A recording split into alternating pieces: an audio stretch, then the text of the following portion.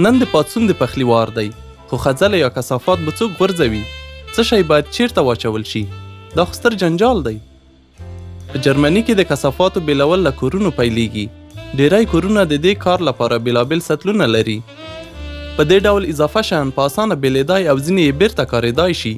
که څه هم ښایي په هر ځای کې د خځلو د کانتینر رنګونه توپیر ولري، خو په عمومي ډول د کور خځلې او اضافي توکي په دې ډول بیلیږي. زړ رنګه سطل یا کانتینر د سپکو کوتیانو او هغو بوتلونو لپاره دی چې له ښیښې یا کاغذ نه وي جوړ شوي. دا کانتینر یا بیلر ځینې وخت دا نښه لري. تور یا خړ کانتینر د کور ټول هغه کثافات چې بیا نشي کارول کېدای او یا په نورو کټګوریو کې نه راځي دلته اچول کیږي. شنه یا آسماني کانتینرونه د کاغذونو او کارتونونو لپاره دي. چټل کاغذي دستمالونه باید دلته وانه چول شي.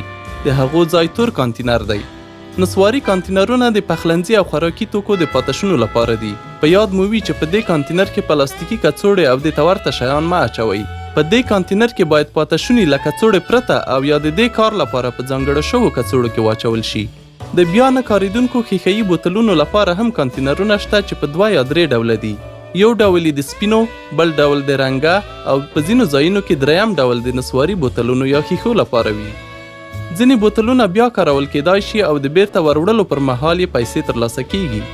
بیرته کارېدونکي بوتلونه دا ډول نښه لري او کولی شئ په سوپرمارکیټونو کې اړونده ځایونو ته وروړئ. ځینې بیرته ورکول کېدونکي بوتلونه ښایي نښه ونه لري او یا هم دا ډول نښه ولري چې کولی شئ د هماغه ځانګړي برانډ اړوند مارکیټ ته یې بیرته وروړئ.